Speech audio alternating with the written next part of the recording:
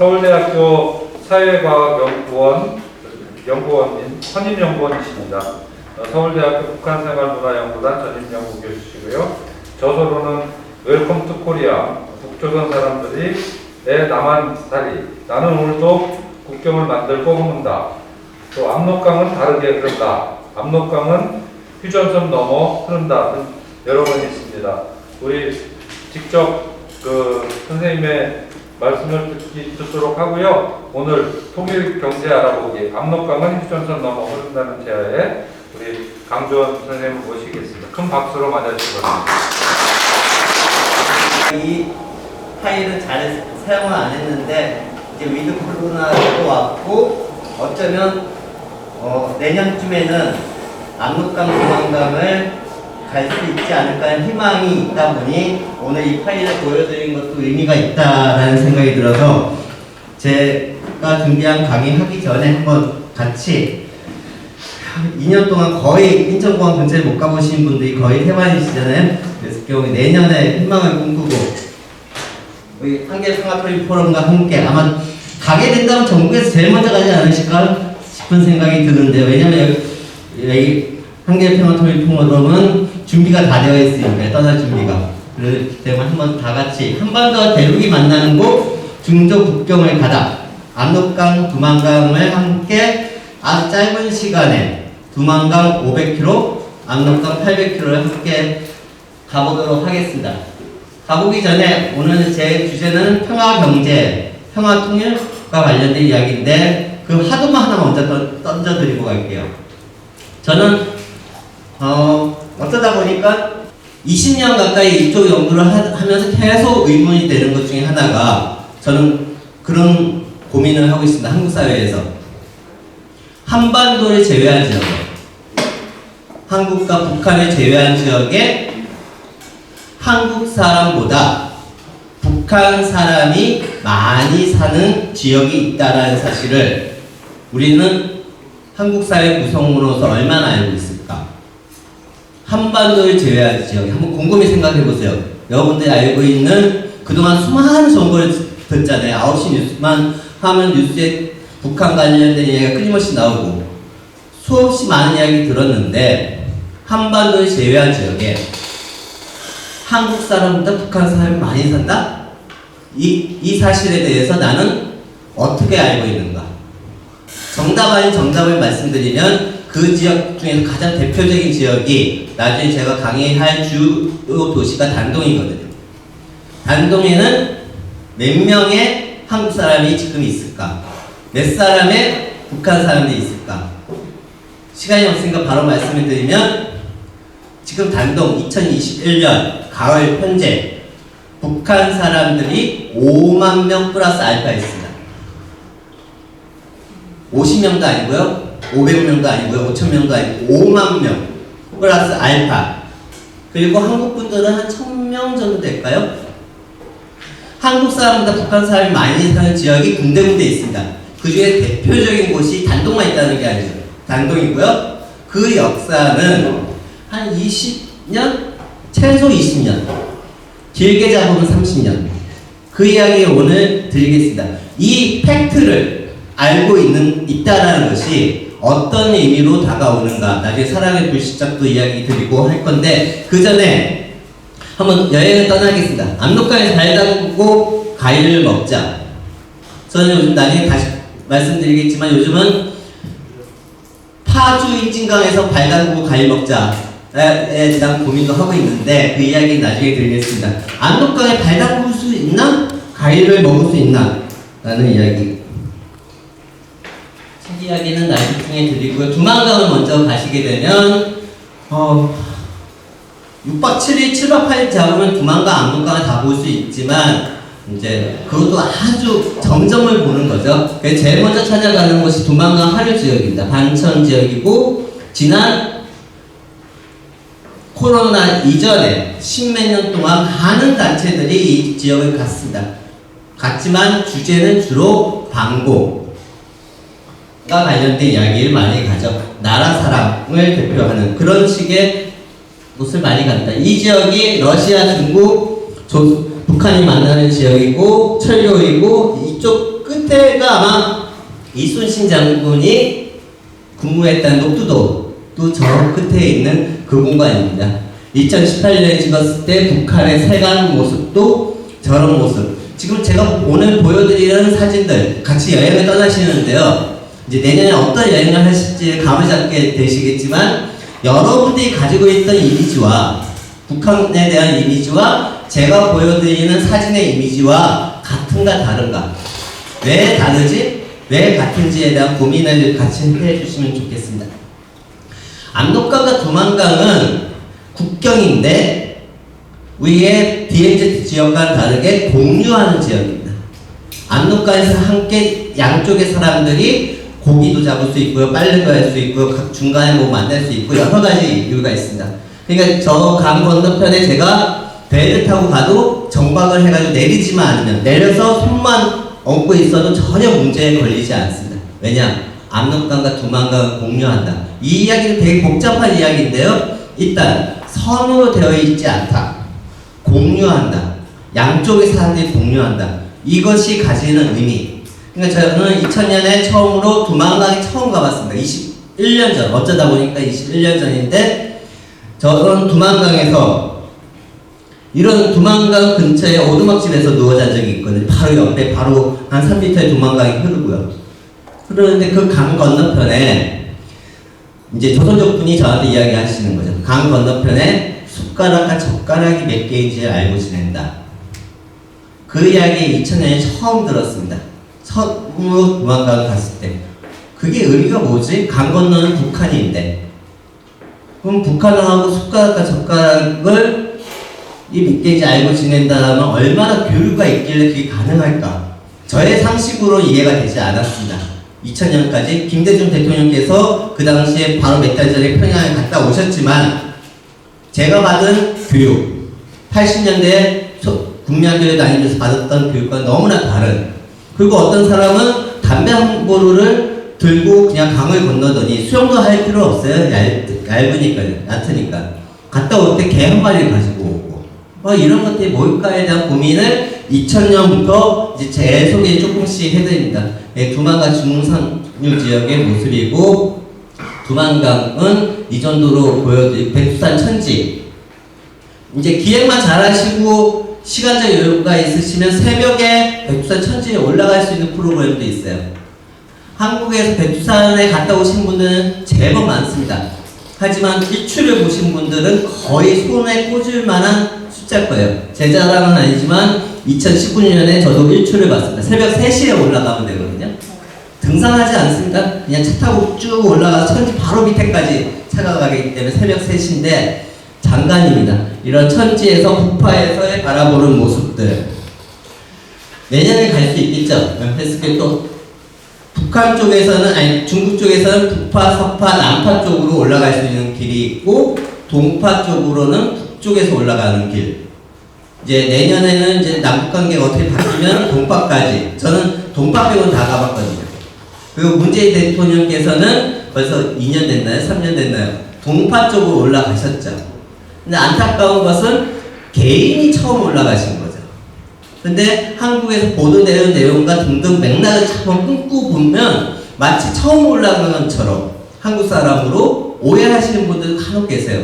하지만 2000년대 초반에도 한국 분들이 평양을 통해서 백두산에 올라간 케이스는 많습니다. 20년 전에.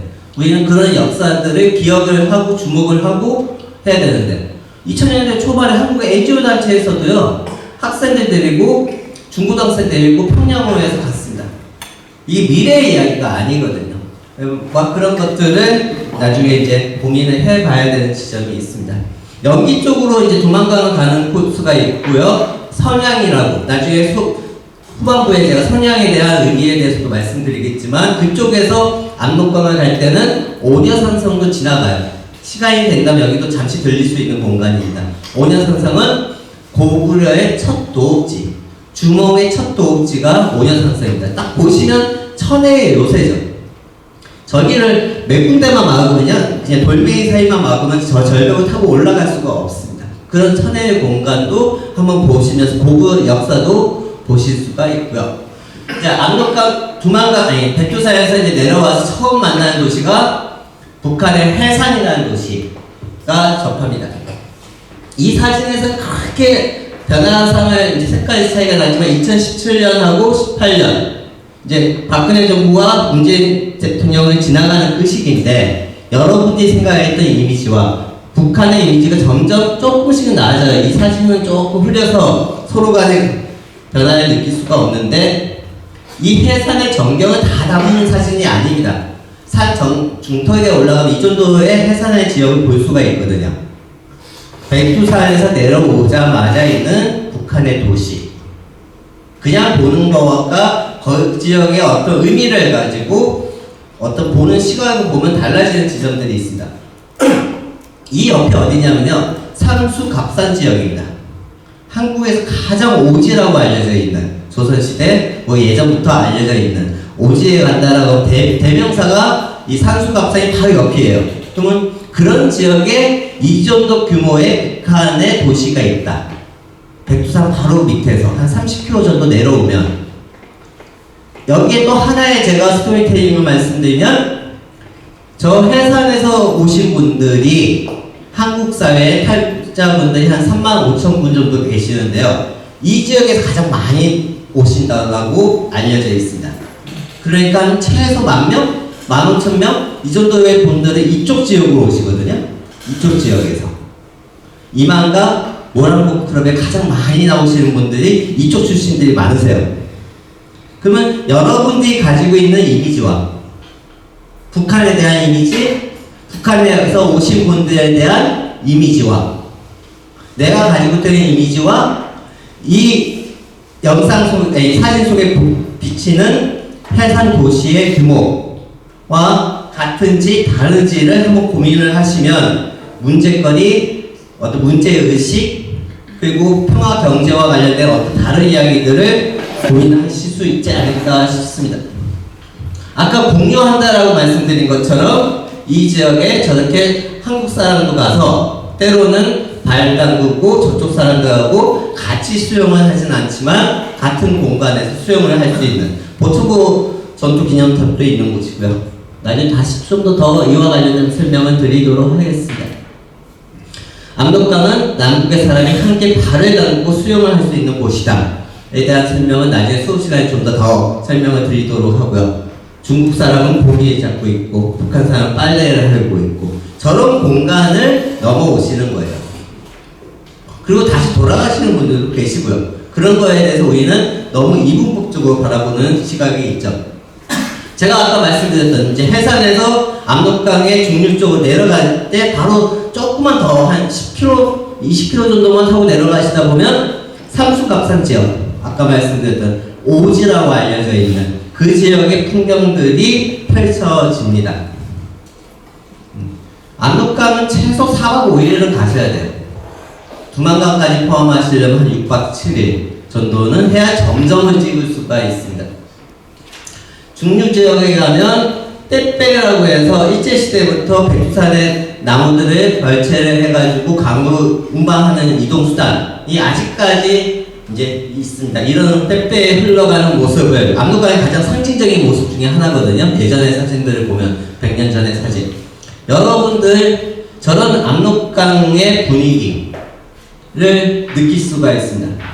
한국 사회에서 계시면서 압록강과 두만강의 이미지를 상상하고 언론을 통해서 들었고 이만감이라든가 종편을 통해서 들었던 이미지와 지금 보여드리는 모습들, 여러분이 이 현장에 갔을 때 이 모습들을 보시게 될 건데요. 내년에는 틀림없이 이런 이미지와 어떻게 같은지 다른지에 대한 고민을 해보시면 좋겠습니다. 중강진 지역 근처에 강산 지역에는 저런 정도의 강산 주택이라고 해야 될까요? 그런 게 있죠. 한국 사람들 보기엔 선전마을이라고 선입견과 편견을 가지고 볼 수도 있겠지만 엄연히 그 지역에 또 사람들이 살고 있고 저 지역에 한국 사람들 때문에 일부러 우리가 임진강 쪽으로 가고 저쪽에 봤을 때 개풍군에 뭐 선전마을이 있다와는 다른 이미지, 여기서 선전마을이 있을 필요가 없는 공간이죠.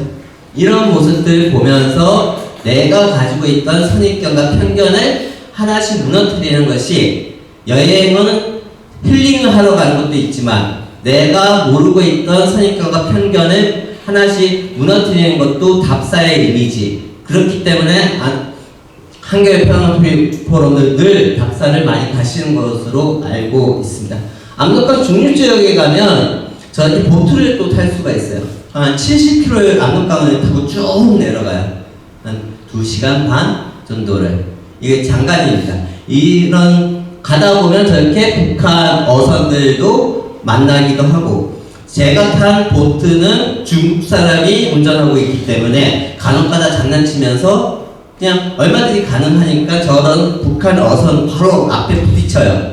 그냥 전박을 같이 하는 거죠. 그러면서 자기네끼리 말을 주고받고, 그러면서 중국 사람들 참 말을 잘해요. 그 이유를 물어봤더니 밤마다 저 북한 어선들 있는데 가가지고 물고기 잡은 걸 사가지고 와서 난 맨날 중국에서 식당 4개를 하면서 매운탕을 판다. 그렇기 때문에 나는 중국 사람이지만 최소한의 언어 소통은 북한 사람하고 한다. 막 그런 걸 이야기 들으면서 어떤 교류의 단초들을 느껴볼 수 있는. 근데 처음 가신 분들은 바로 앞에 북한 어선이 있고 인공기가 있고 북한 사람하고 중국 사람이 말하는 게 불법이 아닌데도 얼어붙는 체험을 하죠. 그러면서 내가 가지고 있던 선입견과 편견을 하나씩 무너뜨리는 체험도 하시게 됩니다. 그랬을 경우에 이제 중류 지역을 내려가다 보면 이제 만포라는 지역이 나중에 통일되면 가장 중요한 지역 중에 하나입니다. 평양 쪽으로 해서 강계 쪽으로 해서 나가는 지역이거든요. 그 지역을 만나게 되는데, 그 지역은 가기 전에 보면 이렇게 중류 지역에 솥대들이 있습니다. 나중에 다시 보여드릴 사진이겠지만 이런 솥대가 있습니다. 한국으로 따지면 이 압록강이지만 어떻게 보면 파주의 임진강, 한강, 우리 철책하고 위치하고 같다라고 볼 수 있거든요. 나중에 다시 보여드릴 겁니다. 이런 것들에 그런 공간인데 여기에 솥대가 있어요. 솥대가 있다는 것은 가축이죠. 가축이 있다는 것은 사람이 거기까지 간다는 이야기죠. 지금 당장에 사람이 없더라도 뭔가 합리적인 유출을 할 수 있는 풍경들이 펼쳐집니다. 이런 모습들. 그리고 철조망이 있는데 너머에 또 농사도 짓고 있어요. 철조망이 있으면 못 넘어갈 건데 어떤 공간에 넘어갈 수 있다라는 이야기를 해주는 거죠. 이런 것들을 그냥 넘어갈 것이 아니고 하나씩 보게 됩니다. 이 지역에 이제 만포 지역을 보시게 되고, 이 만포 지역이 강개토 대왕비, 나중에 또 다시 강개토 대왕비를 보시겠지만 실물이 있는 곳이죠. 그리고 장수왕릉. 저는 개인적으로 저 장수왕릉이 너무나 대단해요. 직접 가보시면. 강개토 대왕비는 너무 많이 이야기 들었기 때문에 그렇구나 싶은데, 그 옆에 있는 장수왕릉은 규모상으로 압도당하는 지점들이 있습니다. 그러니까 압록강 두만강은 국력당마에 대한 고민이 아닌 고구려 역사도 고민할 수 있고요. 일제시대에 여러가지 걸 고민해서 복합적인 것을 고민할 수 있는 공간이기 때문에 내년에 꼭 한번 가시기를, 제가 영업을 잘하고 있는지 모르겠습니다. 이런 모습들이 있고, 거기에 또 북한 식당이 존재를 합니다. 드디어 이제 하류 지역 거의 한 1200km까지 달려오신 거예요. 그래서 이제 한 1100km 정도 남았는데요. 이 수풍댐, 일제시대에 동양에서 가장 최대의 최대의 댐이라고 알려져 있고, 이 수풍댐을 아시는 분들은 교과서에 예전에 나왔다라고 이야기를 해요. 어르신들은. 그래서 향수가 있는 건데, 어젠가 이틀 됐나요? KBS고 여러 방송에서 이 수풍댐을 또 보여줬어요. 그러면서 어떤 이야기를 했냐면, 중국에 나가 있는 특파원이 그런 이야기를 하더라고요. 중국이 지금 경제 사정이 너무나 어렵다. 그래서 오죽 힘들면 북한에서부터 전기를 수입하고 있다. 라고 KBS 공영방송에서 특종을 보도를 하더라고요. 그래서 1년에 한 120억 정도의 전기를 지금 중국이 팔고 있다. 라고 이제 뉴스를 내보냈는데, 저는 그 뉴스를 들으면서 왜 저런 보도를 할까? 마치 최근의 형사처럼 이야기하거든요. 마치 대북 제재를 위반하고 있는 것처럼 하지만 대북제재 위반하는 내용도 아니고 제가 말씀드리고 싶은 건 그 기자는 마치 최근의 현상 2021년 중국이 전기가 어렵기 때문에 부족하기 때문에 북한에 수입을 한다. 이것이 북중 관계에 새로운 뭘 보여주고 북한에 도움을 주고 있기 때문에 이것조차도 막아야 된다. 막 그런 식의 보도가 나왔습니다. 하지만 수풍댐에서 전기를 생산을 해가지고 북한 쪽이 반응 생산은 공동 관리를 하거든요. 해가지고 중국에 전기를 수출을 하는 것은 30년 전부터 꾸준히 해왔습니다. 어제 오늘의 일이 아니에요. 단편적으로 보면 맞는 이야기지만 긴 역사를 보면 그거는 완전히 오보거든요. 뭐 그런 것들을 생각을 할 수 있는 지역이자 이 지역은 바로 옆에 삭주 지역이라고 해서 리영희 선생님의 고향이 바로 이 근처이기 때문에 많은 이야기들을 또 할 수가 있는 공간입니다. 여기서도 배를 타고 이제 압록강의 하류 지역의 풍경들을 볼 수 있고 저렇게 지나가시는 분들을 목격을 하기도 합니다. 그리고 농사 짓고 있는 모습들, 실제 생활을 강 건너 가지는 못하지만 우리의 DMZ와 민북 지역과는 다르게 우리가 그와 관련된 것들에 대한 고민, 그리고 강 건너에 있는 사람들이 저런 식으로 쳐다만 보는 것이 아니고 단동이라는 지역에 아까 제가 말씀을 드렸죠. 현재 5만 명 이상의 북한 사람들이 거주를 하고 있다. 그 속에서 어떤 만남들이 있을까에 대한 고민을 나중에 이제 하겠습니다. 이런 트럭들, 나름 신형이라고 할 수 있는 트럭인데 저런 트럭을 보면서도 한국 사람은 두 분류로 좀 나눠지죠. 아, 저럴 수도 있다라고 생각하시는 분들 계시고 저거는 우리 중국 사람이라든가 여기 온 사람들한테 보여주기 위해서 가짜로 저기다 갖다 놓은 거다 라고 생각을 하시는 분들도 있고 여러 가지 생각들. 오히려 북한은 이제 이 지역에 가면 북녘땅에 대한 이해를 할 수 있는 지점도 있고 한편으로는 같이 가신 한국 분들의 성향을 파악할 수 있어요. 그동안 어떤 이야기 듣고 살았는지, 어떤 생각을 주로 하셨는지, 막 그런 것들을 함께. 그러면서 저녁때 대동강 맥주를 드시면서 서로의 잘못 생각했던 거, 옳게 생각했던 거, 다르게 보게 되는 지점들을 이야기하시다 보면 끊임없습니다. 그리고 중국 같은 경우는요, 저희 같이 형제평화 토론 갈 때도 저희는 버스 안에 고량주 알게 해주셨다라고 학자한테 저한테 이야기하니까 좀 할 말이 없었지만 솔직히 버스 안에 고량주를 저는 싣고 다녀요. 그때도 한 50병 넘게 버스 밑에다 실었죠. 왜냐? 중국의 문화, 저 나름대로 문화인류학을 전공하고 있거든요.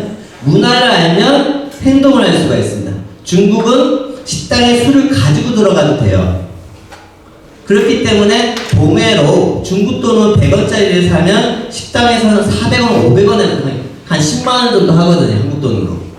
그걸 사먹는 것보다는 가지고 들어가면 여행 경비는 완전히 빠지죠. 뒤에 두 분이 계속 고개 끄덕끄덕 하시는 체험자분들이 계시는데요. 그런 문화를 모르기 때문에 벌써 한 4, 5년 전에 한국에서 그런 일들이 벌어졌던 거죠. 제주도에 어떤 사건이 하나 있었습니다. 그게 크게 보도된 적이 있죠. 한국의 식당 주인은 술을 가지고 온 술을 못 먹게 하고 중국 사람은 술을 가지고 와서 먹으려고 하다가 서로 싸움이 나가지고 크게 약간의 폭력적인 일들이 벌어지는 일들을 마치 그냥 큰 사건, 싸움이 있었다라고 보도를 했는데 그건 서로 간의 문화가 다르기 때문에 발생한 그런 이야기들이 있습니다. 그런 것들 실제 체험도 하실 수가 있고요. 여기 의주 지역, 신의주 전에 100년 전에 주 도시인 의주죠. 의주에서 신의주로 옮겨온 게 100년의 역사를 가지고 있습니다. 의주는 드라마 상도의 주무대. 상도를 아시는 분들이 거의 없으실 나이 연배신가요? 죄송합니다. 그리고 열알기 박지원 선생님이 이 의주 지역을 통해서 건너가시는 지역. 조선시대 가장 유명한, 가장 핵심적인 도시는 의주죠. 나중에 신의주로 넘어가는 저 정마당에 가시는 분들의 모습을 아주 근접거리에서 보실 수가 있습니다. 이런 위화도가 있고 이런 사진들을 나중에 중복되는 사진들이 좀 있기 때문에 그냥 가볍게 여행을 떠나는 걸로 하겠습니다. 이렇게 북한 사람들의 모습들, 개성공단 사람들의 모습들을 보실 수가 있고, 북한의 영사관이 단동에 있거든요. 그리고 중간에 인공기가 있고요. 저 끝에는 한국의 아파트, SK 아파트가 단지가 있습니다. 삼국이 공존하는 곳이죠. SK 아파트, 저 짝퉁 아닌가라고 생각하시겠지만 진짜 한국의 대기업 SK가 지은 아파트입니다. 저 아파트에는 아래층, 위층에 북한 사람, 한국 사람들이 같이 살아요. 이웃 사촌으로. 옆으로도 살기도 하고요. 제가 아는 그런 케이스만 해도 한 5케이스 정도가 돼요. 네. 그런 공간에 대한 이야기를 이제 할 수 있고, 수영도 할 수 있는 공간. 이런 식으로 이제 아주 급하게 여행을 떠났는데, 뭐 철갑상어 정도는 기본으로 압록강에 가서 드실 수가 있고요. 등에 거기 집안에서 집안식의 불고기를 드실 수 있는 그런 공간입니다. 여기는 안 나왔나요? 저는 대동강 맥주를 어떻게 먹을 수 있는지에 대한 이야기들을 하도록 하겠습니다. 이런 식사를 이미 하셨기 때문에 이제 제가 이렇게 음식을 보여드렸고요. 이렇게 짧게 두만강 500km, 압록강 800km를 아주 짧은 시간, 한 20분 동안 했지만, 이런 사진들에만 한반도와 대륙이 만나는 곳, 중조국경, 압록강과 두만강을 저는 2000년에 처음으로 갔었고요. 그리고 2006년부터 7년까지 한 15개월 동안 아까 신의주 너머에 있는 단동이라는 도시에서 15개월 동안 살면서 참여 관찰을 했습니다. 처음에 있었던 곳은 민박집이었고요. 민박집에 아침 저녁으로 저한테 밥을 해주셨던 분은 북한 아줌마가 밥을 해주셨어요. 그 아줌마가 나중에는 한 달 뒤에 다시 신의주 가는 모습까지 기차역까지 가서 세관까지 가서 직접 목격을 하고 진짜 건너가네? 신의주에서 오셨던 분이 나한테 밥을 해주셨고 저분은 언젠가는 탈북을 하셔가지고 한국 가실 거라고 나는 속으로 생각을 하고 밥을 얻어먹고 있었는데 설마 했는데 다시 신의주 가시는 모습, 저게 도대체 뭘까에 대한 고민을 15년 전에 했고요. 20년 전에 두만강을 처음 갔고요. 그러면서 점점 하두가 아까 말씀드렸던 압록강에서 발 담그고 과일을 먹자 라는 하두, 이 사실을 어떻게 고민을 할까. 그리고 최근의 고민은 드라마 사랑의 불시착에서의 만남은 한국 사회에서 상상으로만 많이 치부하는 측면이 있는데 저는 현실인 측면도 있다. 거기서 장마당 이야기는 많은 부분에서 언론에서 현실이다 라고 이야기하고 어느 정도 팩트입니다. 하지만 나머지 부분은 되게 상상이라고 많이 생각을 하세요. 어떻게 손예진과 현빈이 만날 수가 있어? 세계에서 가장 폐쇄적인 국가 북한이 있는데 손예진과 현빈의 만남은 상상이다라고 치부하면서 생각하시면서 드라마를 보시는데, 저는 드라마를 보면서 계속 드는 생각은 얼마든지 가능한데 손예진과 현빈이 유럽에서 우연히 마주쳐가지고 손예진이가 자살하려고 할 때 현빈이 막아주고, 그리고 나중에 끝날 때 다시 스위스인가 어디에서 만나기도 하고, 그리고 거기에 또 하나의 주인공 김고 친구가 재외동포로 나오죠. 재외동포가 재외국민인가, 정확한 건 영구 국적이라는 표현을 쓰고 있거든요. 그런 한국인의 정체성을 가지고 있는 사람이죠. 주민등록증만 가지고 있는 게 아니고 또 다른 증을 가지고 있는 분이 우리 재외동포 재외국민이죠. 700만이 넘습니다. 그런 분의 대표적인 케이스가 그 또 하나의 주인공으로 나오고, 그런 사람이 북한에 가서 도망쳐가서 뭘 하고 있고, 막 그런 것들이 한반도에 있는 사람으로서 상상하기 힘들지만 현실일 수 있다라는 고민. 그런데 그런 것이 단순히 드라마를 이해하는 것에 그치는 것이 아니고, 그 사실을 알고 있다 모르고 있다가 우리는 많은 것들을 재해석할 수 있고 고민을 할 수 있다. 막 그런 생각들을 하고 있습니다. 이런 고민을 하고 있는데 어쩌다 보니 코로나 상황이다 보니까 저도 매년 제일 많이 갈 때는 한 8번까지 갔었어요. 매년. 그러다가 작년부터 딱 끊겨가지고 지금 제일 힘든 게 참기름이 떨어졌어요. 집에. 제가 압록강 두만강에 갔다 올 때마다 검은깨 6kg하고 흰깨 6kg를 사가지고 오거든요. 그런데 버티다 이제 거의 이제 집안에서 저희 처가 쪽에서 모든 집안의 사람들이 다 저만 쳐다보는 거예요. 너 언제 가냐고. 그것이 연구하러 간다는 의미보다 참기름 언제 가져오냐 그건데 그거 가져오면 참 요긴하게 썼었거든요. 그 6kg를 한 2만원에 사가지고 와요. 그래가지고 짜고 하면 한 8병 나오거든요. 그러면 한 5배, 10배 장사를 할 수 있는, 물론 다 친척들한테 줬는데, 그동안 내가 단동에 가는 거에 욕을 안 얻어먹는 이유가 참기름이었구나, 라고 생각을 하고 있는데, 못 가지만 저는 작년부터는 파주 지역을 가기 시작을 했습니다. 연천 지역을 가게 됐고요. 그런데 20년 동안 끊임없이 어떻게 보면 두만강 압록강을 다녀서 그쪽은 압록강을 타고 버스를 타고 차를 달리다 보면 이 코너에 지나면 뭐가 나오는구나, 저 코너 지나면 뭐가 있겠구나를 어느 정도 어렴풋이 알게 되면서 20년 세월이 지났는데 막상 파주와 임진강 쪽을 갔는데요, 너무나 모르겠는 거예요. 이 현상들에 대해서. 막 그런 고민들을 오늘 잠시 이야기 드리도록 하겠습니다. 올해 여름에 갔더니 연천에 갔더니 강결토 대왕비가 모형으로 있더라고요.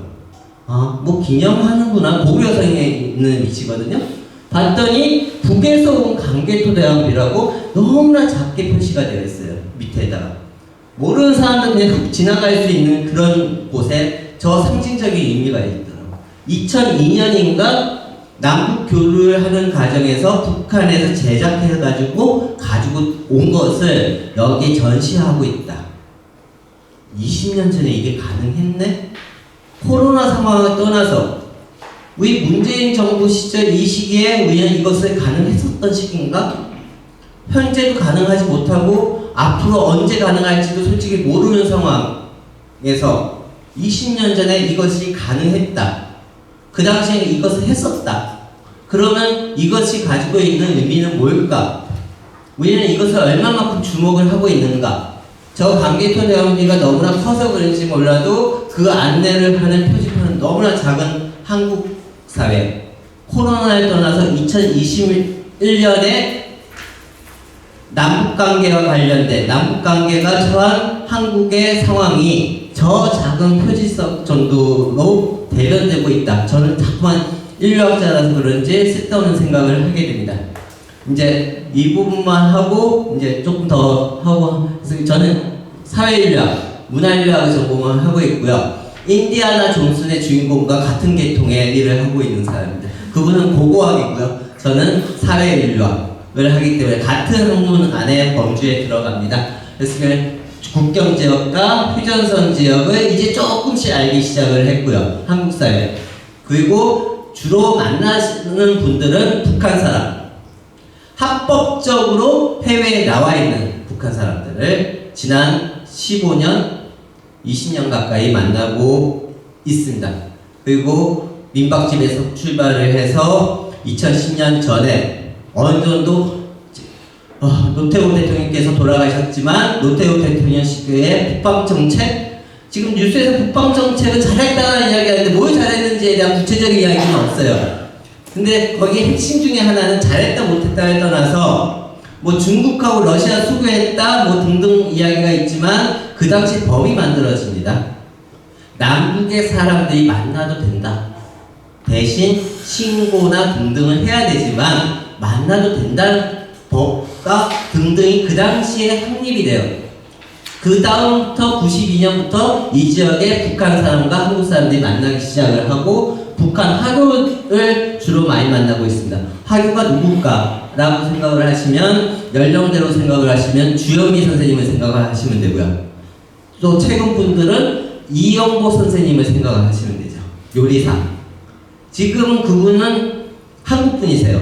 하지만 국적을 바꾸셔가지고 지금 한국 분이지만 원래는 화교시죠. 남한 화교. 북한에도 북한 화교가 있습니다. 그리고 조선족 한국 분들을 연구하고 있고요. 연구 대상에 대해서 너무 짤막하게 넘어가도록 하겠습니다. 하여튼 예전에 많이 갔었는데 내년에 소망이 아니고 우리 한겨레평화토론과 함께 다시 한번 저도 같이 갈 수 있는 날이 오기를 희망하면서 검은 태양이 별로 인기 없이 끝난 것 같아요. 저는 이 드라마가 인기 없기를 바랬던 측면도 있는데 이 검은 태양의 주 무대가 단동이었습니다. 남궁민이가 거기서 사건이 벌어지고 아마 드라마 다 안 보실 것 같아요. 저도 초반만 보다가 단동 이야기가 별로 안 나오길래 그다음부터 안 봤는데 최근에 MBC에서 끝난 드라마거든요.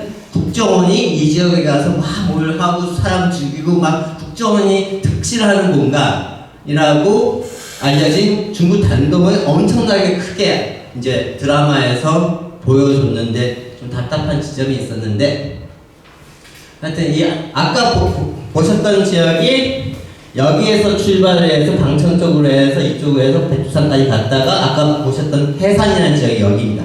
해산이 북한의 탈북자분들이 가장 많이 넘어오시는 지역. 이 위치 있죠. 강폭이 좁기 때문입니다. 다른 이유도 있겠지만 이런 것들을 해서 쭉 내려와서 지반이 있고 등등 이런 모습을 이제 보여드리겠고요. 이제 조금 쉬었다가 이 세 권의 책과 관련돼서 제가 공부하고 생각했던 것들을 한 5분만 쉬었다가 이제 화두를 던져드리는 것으로 강의를 마치도록 하겠습니다. 한 5분만 쉬었다 하겠습니다. 그렇게 하라고 해가지고 저는 쉬어야 될 것 같습니다. 여러분들이 막 활동을 하는 첩보전의 무대. 나는 단동에 대해서 모르고 있었어 라고 생각을 하실 수도 있겠지만 알고 보면 참 많이 등장합니다. 한국 뉴스에서 세계와 관련된 뉴스를 보도할 때라든가 아마 특파원들이 뉴스에 등장을 할 때 가장 많이 등장하는 5대 도시 안에 충분히 들어가는 곳이거든요. 그렇기 때문에 여러분들이 지난 5년, 10년, 20년 동안 뉴스를 들으실 때 가장 많이 등장하는 특히 남북관계와 관련됐을 때 이 지역에 가서 특파원들이 많이 보도를 합니다. 그렇기 때문에 여러분들 속에 의식을 못 하셨을 뿐이지 단동이라는 지역은 여러분들이 보셨던 지역이에요. 남북관계와 관련돼서. 그러면 여러분들이 어렴풋이 들었던 단동을 인지하든 안 하든 했던 것과 어떻게 같은지 다른지 아까 제일 먼저 말씀드렸죠. 이 지역은 한반도를 제외한 지역에 한국 사람보다 북한 사람이 많이 사는 지역이 몇 군데 있는데 가장 대표적이다. 그것도 그냥 작은 규모 저의 생각인지 모르겠지만 5만 명 이상의 북한 사람들이 살고 있다. 그런 단동이라는 것을 안다는 것은 남북관계에서 많은 것들을 재해석할 수 있습니다. 드라마 사랑의 불시착을 포함해서 여러 드라마라든가 등등을 재해석할 수 있는 공간을 제가 말씀해 드리겠습니다. 나는 오늘도 국경을 만들고 허문다가 2013년에 제가 처음 쓴 책이고요. 여기서 나는 북한 사람, 합법적으로 나와 있는 북한 사람, 북한 하교, 조선족 한국 사람들이 이 지역에 살면서 어떤 식으로 남북 교류와 관련된 일들을 해왔는가. 지난 30년 동안. 그리고 2016년에 쓴 압록강을 다르게 흐른다는 박근혜 정부 시절에 낸 책입니다. 박근혜 정부 시기에 지금도 마찬가지지만 남북관계가 단절되어 있다, 중단되어 있다고 많이 알려진 것과 다르게 이 지역은 어떻게 남북교류의 현장이었는가. 그리고 2019년 코로나 바로 전에 나오는 바람에 나오자마자 한 달 뒤에 코로나가 터졌어요. 압록강은 휴전선 넘어 흐른다. 이 책의 의미에 대해서 말씀해 드리도록 하겠습니다. 아까 말씀드린 것처럼 이 공유한다는 것도 몇 시간을 설명드려도 끝이 없는 내용인데 압록강과 두만강은 하여튼 공유를 합니다. 사람들이 활동할 수 있는 공간입니다. 사람들이 근접할 수 없는 게 아니고 가까이 가서 뭔가 활동할 수 있는 공간, 수영부터 시작해서 여러 가지 할 수 있는 공간인데 저는 이게 너무나 익숙한 거예요.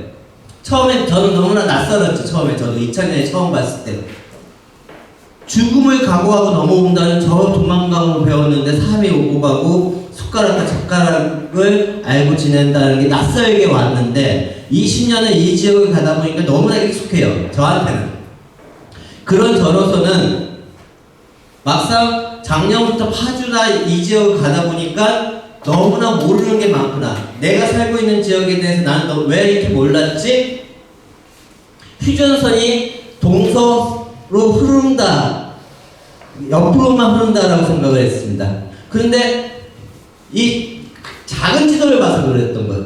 좀 큰 지도를 보니까 휴전선이 남북으로도 흐르는구나를 순간 저 혼자 깨달았습니다. 동서로 흐르는 게 아니고 이 지역만은 남북으로 흐르고 있구나. 여기가 오두사 통일전망 대가 이 정도에 있거든요.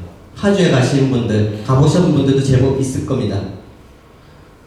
이 지역을 가고 여기가 임진각, 대표적인 공간, 추석 때, 명절 때 실향민분들이라든가 탈북자분들이 그 앞에 가서 임진강 너머의 북녘땅을 바라보면서 갈 수 없는 북녘땅을 바라보면서 제사도 지내고 여행객들, 일반 사람들도 이 임진각에 딱 이 앞에까지 가서 이 강 건너갈 수 없는 북녘땅이라고 생각을 하시고 돌아오는 것 저도 어렸을 때 그랬고 지금 작년 재작년까지 막연하게 그렇게 생각을 했어요. 근데 여러분 임진강 가보신 분들도 한번 생각을 해주셨으면 좋겠습니다. 임진강 너머를 바라보면서 무슨 생각을 했는가. 근데 이 지도를 보면요 임진강 너머는 한국 땅입니다. 우리가 갈 수 있는 지역이에요. 민국 지역이라고 해서 통제를 할 뿐이지 갈 수 있는 한국 땅, 눈에 들어오는 지역은 다 한국 땅이거든요. 그 지역에 가서 북녘 땅을 바라보면서 갈 수 없다. 막 그런 걸 상상하고 오는 모습들을 보면서 이건 좀 아니지 않나. 왜 거기 가서 임진강 너머에서 한국 땅을 바라보면서 북녘 땅이라고 생각을 할까? 언론에서는 왜 이렇게 보도를 할까? 소위 휴전선, 빨간 선으로 되어 있고 여기가 남방 한계선이고 여기가 민북지역. 이것도 되게 복잡하더라고요. 근데 그걸 떠나서 휴전선이 여기서 끝나야 됩니다. 끝나고 여기는 군사분계선, 휴전선이 없어야 되는 지역이거든요. 한강 중립수역이라는 이야기는 한 번씩 들어보셨을 건데 한강에만 있는 게 아니고 임진강 여기도 중립수역이라서 압록강과 두만강처럼 얼마든지 고기를 잡을 수 있어요. 정전협정에 의해서. 그런 공간인데 우리는 여기에도 없는 선을 만들어놨어요. 지도에다가. 그러면서 넘어갈 수 없다라고 사람들한테 끊임없이 이야기해주고 있습니다. 이 지도가 여기에만 잘못된 게 아니고 이 지역에 가면 주요 여행지만 다 입고로 되어 있어요.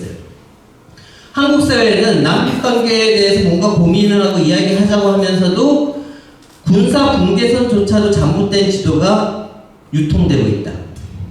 경기도청 1층에 가도 이 지도가 그대로 있거든요. 그러면 우리는 뭘 하자는 건가? 군사 분계선 잘못됐다? 이거 그냥 단순히 선 하나가 잘못된 게 아니고 이 속에서 많은 이야기들이 오고 갈 수가 있는 겁니다. 임진강을 바라보는 시선. 여기서부터 우리는 쭉 타고 가다 보면 다 임진강 넘은 북녘땅이라고 착각을 하고 군사 분계선이 남북으로 흐르고 있다라는 이 팩트 하나만 있어도 한국 사회에 살 수 있는 일들이 너무나 많아요. 고쳐야 될 것도 너무나 많아 보이고요. 그런 것들이 작년부터 자꾸만 문제의식으로 다가오고 있습니다. 아까 보여드렸던 사진이지만 단도가 신의주 13년에 제가 썼던 글에 압축한 건데 압록강 물안개 그리고 해와 달만을 공유하지 않는다. 한국 사람이 포함된 그들은 압록강에서 삶을 공유하고 있다. 한중수교가 92년에 있었습니다. 한중수교 전부터 중국에 한국 사람이 갈 수 있었거든요. 그 이야기는 이 단동에도 한국 사람들이 92년 전부터 갔었다는 이야기입니다. 30년 전부터. 그때부터 북한 사람들하고 공유하는 삶을 살 수 있는 공간. 우리는 군사 분계선조차도 잘못 그려져 있는 그런 공간. 저희가 위화도입니다. 가시게 되면 이제 위화도가 더 가슴에 와닿으실 분들도 계시죠. 역사에 대한 관심이 있고 하시면. 아까 말씀드렸던 이 임진각, 이 너머는 민북 지역으로 알려져 있고 민간인 통제선으로 해서 많은 사람들이 자유롭게 들어갈 수 없는 공간, 통일대교라는 공간, 정주영 회장님이 속대를 몰고 갔던 그 통일대교를 지금은 한국 사람들이 검문소를 통과해야 됩니다. 미리 신고를 해야 되고요. 거기에 살고 있지 않는 한 일반 사람들은 어떻게 보면 이 임진각에 나는 이 지역에 누구나 언제든지 와서 아무나 갈 수 있을 때 남교류가 더 가까이 오지 않을까. 왜냐면 그 검문소를 통과하는 것도 너무나 힘들더라고요. 왜 한국 땅에 가는데 DMZ 지역 가는 것도 아니고 민국 지역을 가는데. 근데 또 한 달 전에 기사를 봤는데요. 딱 이 지역이에요. 많은 분들이 이 건너편에서 여기에 못 간다고 생각을 하시는 분들이거든요. 임진각에 가서 그렇고 국령 땅을 바라보면서 못 가는 지역이라고 상상하고 오는 이 지역에 또 한국 사람들에서 알만한 사람들은 뭐 트럭으로 10,000대가 넘었다는 거야. 쓰레기 매립을 여기다 했대요. 이 구조를 아는 사람들, 이 민국 지역이라는 곳이 어떤 사람들이 이용할 수 있는 공간을 아는 사람들이 또 한국에 존재를 해요. 그런 사람들은 이 지역에 쓰레기를 갖다 버리는 거예요. 딱 이 지역에다가 10,000대 넘게 매립을 했다고 하더라고요. 또 어떤 분들은 이 근처에 가가지고 여긴 건너갈 수 없어, DMZ 지역이다 라고 생각하고 오시는 분들, 뭔가 낯설게 느껴진다. 저는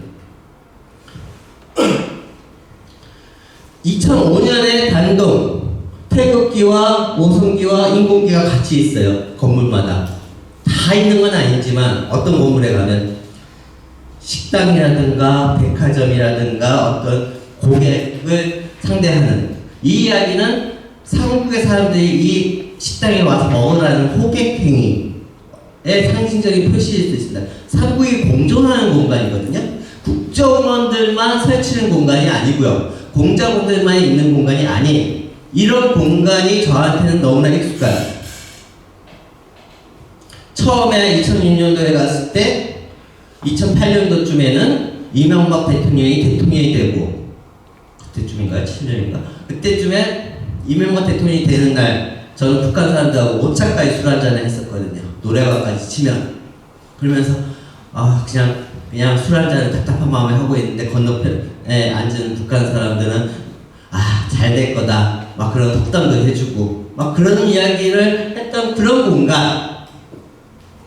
단동에는 최소 20년 전부터, 길게는 30년 전부터 중국 학교에 가면 같은 반에 북한 아이가 있고, 한국 아이가 있고, 조선족 아이가 있고요, 화교 아이가 있고요, 다문화 가정의 아이가 있고, 북한 아이와 한국 아이가 짝꿍으로 지냈습니다.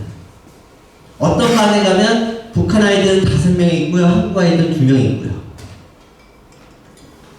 북한 아이와 한국 아이가 같은 공간에서 공부를 한다? 같은 교실에서 공부한다? 우리가 꿈꾸는 거 아닌가요? 한반도 내에서 언젠가 통일되고 평화 통일되고 공존을 하게 되면 서울과 평양에서 북한 아이와 한국 아이들이 같이 공부하는 걸 꿈꾸면서 우리는 이렇게 이 늦은 시간까지 또 공부를 하신 이유잖아요. 그런데 한반도를 제외한 지역에는 손혜진과 현빈의 기성세대의 만남 외에도 이런 식으로 단동이라는 공간이 대표적인 공간으로서 남북의 아이들이 같이 공부해왔다. 이 사실을 얼마만큼 알고 있는가? 이 사실을 모르고 있는 사람이 많은가? 그렇다면 한국 사회에서는 어떤 이야기들을 어떻게 고민을 해야 되는가? 그런 게 너무나 익숙한데요. 임진각에 갔더니 작년 같은 경우에 평화 곤도라가 만들어졌더라고요. 선전을 많이 하고 요즘 뭐 예능 프로에도 계속 나와요. 제목 자체가 평화 곤도라입니다. 평화를 하면서 임진각을 건너갔다 오는 곤도라가 파주시에서 만들었습니다. 그런데 평화 곤도라를 했는데 제일 먼저 눈에 띄는 것은 지뢰라는 단어. 여행객들을 받고 곤도라가 만들어졌으면 최소한 이 지역은 지뢰가 없게 만들어놨을 겁니다. 지뢰가 있는 상태에서 이걸 개방하지는 않죠. 어떤 한국 공무원이. 그런데 지뢰라는 단어를 저렇게 큼직하게 꼭 있어야 되는 것처럼 강박관념에 있는 한국 사회. 평화만 이야기하기에는 뭔가 불편하고, 보수적으로 반국만 이야기하기에도 좀 시대에 뒤떨어진 것 같고, 이 두 가지가 같이 공존을 해야 되는 한국 사회에서 내가 할 수 있는 일은 뭘까? 내가 말할 수 있는 건 뭘까? 이게 같이 있다라는 게 너무나 어색한 한국 사회. 평화만 이야기한다고 다 될까? 그렇다고 저 지뢰 또 무시할 수는 없는 한국의 엄연한 현실들을 저는 자꾸만 생각을 하게 되는 한국 사회였습니다. 단동에는 열차가 있습니다. 평양으로 가는 열차. 일제시대부터 있었죠. 1910년대부터. 그래서 송기전 선수가 마라톤을 해서 베를린 갈 때도 이 기차를 이용했었고, 안살이라든가 밀정이라는 영화나 그런 등등에 보면 독립투사가 이제 단동에서 출발해서 한국에 들어올 때 기차를 타는 그 기차가 100년의 역사를 간직하고 있습니다. 중간에 한국전쟁이라든가 지금 코로나 상황에 약간만 멈춰있지만 멈춰있는 적은 없고요. 이 기차가 너무나 자연스럽고, 이 기차를 통하면 한국에서 보낸 물건이 이틀이면 평양에 갈 수 있는 구조가 20년, 30년부터 있었는데, 이런 것들이 너무나 익숙하고, 아, 저 기차를 통해서 많은 사람들이 오고 가는구나. 제가 알기로 진철규 선생님도 오셨다가 간 걸로 알고 있습니다. 예? 이번에도 그분도 이 기차를 타고 들어가셨던 거죠, 한 번은. 그런 뭔가 기차가 저한테 너무나 익숙한데, 한국 사회는 끊임없이 서울에서 평양을 기차를 연결하자라고 이야기하고, 연결해야 된다라고 이야기하고, 저도 거기에 동의를 하고 그것을 위해서 노력해야 된다고 생각을 합니다. 그런데 서울과 평양을 연결하는 기차에 대한 연결만 고민하고 노력을 하면서 왜 이건 같이 안 할까에 대한 고민을 저는 하게 되더라고요. 도라산역, 서울역에서 출발을 해서 남쪽에서 이제 북쪽으로 가기 전에 마지막 아니면 출발점인 도라산역, 김대중 정권 시기에 만들어 놓은 기차역입니다. 근데 이 기차역에 내일 아침에 아니면 지금 이 순간에 여러분하고 같이 차 타고 버스 타고 이 지역에 못 갑니다. 미리 신고해야 갈 수 있습니다. 통일대교를 바로 건널 수는 없거든요, 한국 사회가. 최소한 이 도라산역은 그냥 사람들이 가게 만들어줘야 되지 않을까? 국방부 장관만 허락하면 그게 가능한 한국 사회인데 그것조차도 우리는 시도하고 있는가? 너무 큰 그림만 잡고 있는 거 아닌가? 서울과 평양 열차 언제쯤 가능할까요? 저는 그게 빨리 다가오기 위해서는 그 전에 이 도라산역도 우리가 가도록 만들어야 되지 않을까? 근데 3, 4년 동안 아무리 봐도 이 역을 자유롭게 가자라고 이야기하는 분들은 별로 안 보이더라고요. 아까 보여드렸던 것처럼 DMZ 지역이라고 할 수 있는 성격은 다르지만 압록강, 이 지역은 사람들이 오고 가고 사람의 흔적이 묻어나는 곳이고 사람들의 삶이 묻어나는 곳입니다. 농사도 짓고 있고요. 그래서 저는 국경지역을 연구하고 있지만 이 국경지역이 그렇게 사람들을 못 오게 하는 곳이 아니구나를 너무나 익숙하고 20년 동안 그런 모습만 맨날 보고 있다가 한국 사회는 없다라고 생각을 했습니다.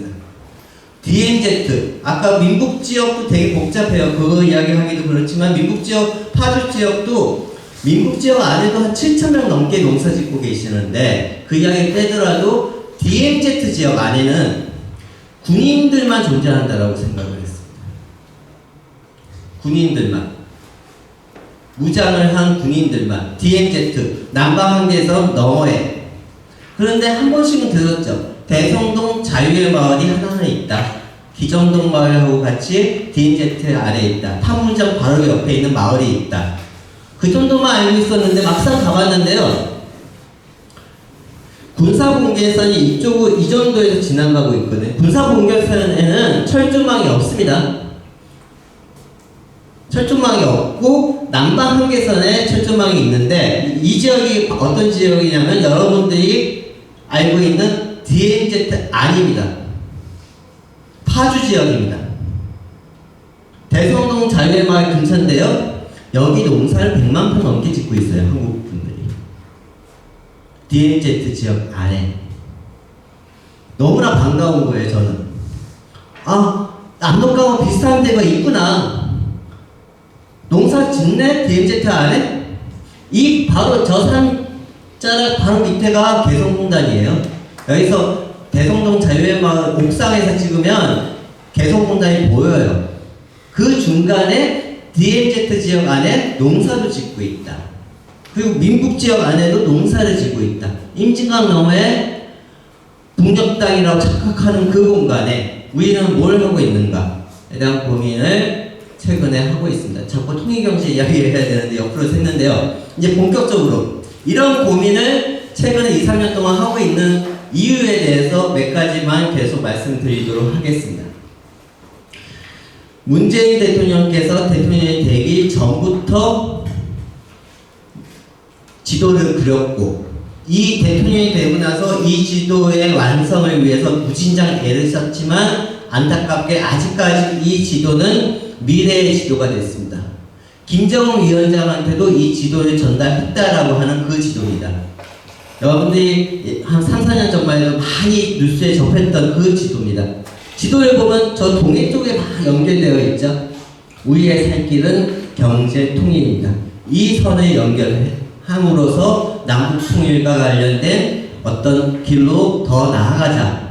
어떻게 보면 대북 정책의 남북 교류와 관련된 핵심적인 내용을 담으신 거죠. 하지만 이 지도는 5년 전에도 미래의 이야기였고 지금도 미래의 이야기. 아직까지는 연결되지 않았습니다. 하지만 저는 아까 얼핏 말씀드린 것처럼 20년 전에 두만강을 갔고 15년 전에 단동에서 15개월 살았고 그 다음부터 계속 북한 사람, 북한 학교 만나면서 여러 가지 이야기들을 듣고 참여 관찰을 하다 보니까 저는 저의 연구한 내용을 좀 모아서 그렸더니 서울, 인천이 베이징하고 연결되어 있고 이 베이징은 신의주하고 연결되어 있고 선양하고 연결되어 있고 평양하고 연결되어 있고 지도를 그려봤어요. 남북의 사람들이 남쪽의 사람들이 어떤 식으로 북한을 오고 갔는가. 아까 말씀드렸던 것처럼 노태우 정권 시기에 북방 정책에 의해서 남북 교류와 관련된 법들이 만들어지면서 그 전에 임수경 여러분들이 오고 갔지만 90년대에 대우가 가기 시작을 하고 현대가 가기 시작하고 NGO 단체가 가기 시작을 하고 등등 했던 많은 길들이 저렇게 연결되더라고요. 남북 교류와 만나는 또 다른 길이다. 이 경로들은 30년의 역사를 품고 있다. 미래의 지도가 아니고요. 30년의 역사와 현재를 품고 있습니다. 위드 코로나라는 상황을 대제한 상황에서 사람들만 걷지 않았다. 남북의 물류가 오고 갔다. 서울, 선양, 단동, 신의주, 평양의 경로를 통하면 평양까지 이틀이면 물건이 도착을 한다. 늘 드는 예지만 단동에 살고 있는 조선족이 한국에 왔습니다. 그래서 저하고 같이 호텔에 들어갔더니 전화가 왔어요. 단동에서 스마트폰으로 들리는데 북한 말투의 사람이 너 지금 서울이지? 호텔이면 TV 틀어보라고 이야기하더라고요. 그 이야기는 단동에 살고 있는 북한 사람이 지금 한국 TV를 보고 있다는 이야기거든요. 단동에서는 가능하죠.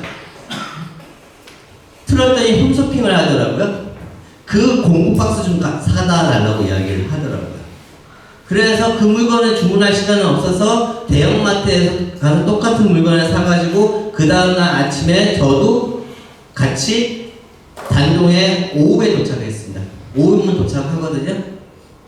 그 조선족이 그 물건을 전달하는 모습을 봤고요. 그 북한 사람이 그 다음날 아침에 기차역에 갔더니 그 공구 박스를 들고 아까 보셨던 단동에서 평양으로 하는 기차에 타고 가는 모습까지 확인을 했습니다. 그 기차는 오후 5시면 평양에 도착을 하거든요.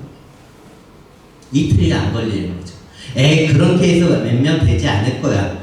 그게 아니고 1992년 한중 수교 전후부터 90년대 중후반부터 본격적으로 여기는 한국 사람들 2,000명 이하, 북한 사람들 2,000명 이상, 북한 하교 2,000명 이상, 하교 조선족부터 한 8,000분, 막 이런 분들이 얽히고 설키면서 남북 교류를 했습니다. 여러 가지 이야기가 있지만 2000년대 초반에는요, 한국의 예당항복이라고 아동항복 회사가 있습니다.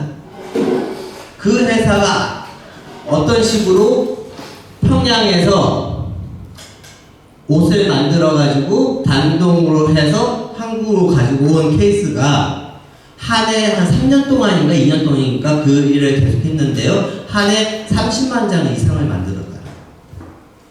아동 한복을. 근데 그건 메이드 인 차이나로 팔렸거든요. 좀 이따 설명을 드리겠지만. 아동 한복 30만 장. 그 2000년대 초반에 아동 한복을 입었던 친구들은 지금 20대 중후반입니다. 지금의 2020대 중후반은 한 연령대가 50만 전후인 걸로 알고 있습니다. 작은 규모가 아니에요. 이런 것들부터 시작을 해서 한국의 수많은 등산복들, 수많은 옷들, 수많은 운동화들, 수많은 강어, 살아있는 강어, 살아있는 대게, 말린 고사리, 들깨 등등 수많은 물건들이 이 길을 통해서 들어왔습니다. 2010년 조개구이집이 한참 유행을 하다가 갑자기 없어졌죠. 그것도 북한산이 들어갔기 때문에 조개구이집이 활성화되다가 5.14 조치 때문에 문을 닫기 시작을 하는 거거든요. 이런 것들이 그냥 있지 않았다. 그런 예들을 말씀드리면 물류의 흐름을 말씀을 드리면 한국에서 옷을 만들기로 결정을 합니다. 그러면 단동에 있는 한국 사람한테 전화해서 하청을 주죠. 하청을 주면 그날 밤에 북한 사람을 만나서 협약을 하고요. 그러면 며칠 뒤부터 평양에서 옷을 만들기 시작을 하는 거죠. 그런 옷들이 메이드 인 DPRK도 왔지만 메이드 인 코리아도 들어온 경우도 있고 복잡해요. 그 중에 또 상당수 메이드 인 차이나로 들어왔습니다. 한국으로. 그러면 한국 사람들은요, 중국산인 줄 알고 사 입는 거죠. 북한 사람들이 만들었지만. 그런 옷들이 팔리다 안 팔리면 땡처리 되죠. 포스터가 붙죠. 땡처리 한다고 길거리에. 또 그런 옷들이 팔리다 안 팔리면 그렇게 나중에 무게를 달아가지고 또 단동에 들어가요. 단동에 들어가면 단동에 있는 북한 사람과 북한 학교 조선족들이 그걸 사가지고 북한의 전마당에 가서 파는 거죠. 그게 사랑의 구시작의 한 장면입니다. 그러면 북한 사람들은 자기네 친구들이 만든 옷인데 이 옷들이 한국까지 가서 팔리다 안 팔려서 다시 한국 평양에 와서 메이드 인 차이나로 팔리는지 모르고 사 있는 거죠. 그런 역사가 5년 전의 역사가 아니고 최소 20년의 역사 속에서 우리는 그 구조 속에 살고 있었습니다. 이 지도는 역사이자 현재이다. 그런 옷들만 오고 간 게 아니고요. 농수산물도 오고 갔고요. 하로도 오고 갔었고, 그리고 탈북자분들의 송금도 이 구조입니다. 우리가 막 이런 구조들이 휴전선만 바라보면 보이지 않는다. 휴전선을 가로질러 남북을 연결하는 길은 가다서다를 반복하죠. 2018년 동계올림픽 이후에 몇 달 동안 뭔가 갈 것 같은 분위기 속에서 지금은 또 멈춰있죠. 어쩌다 보니.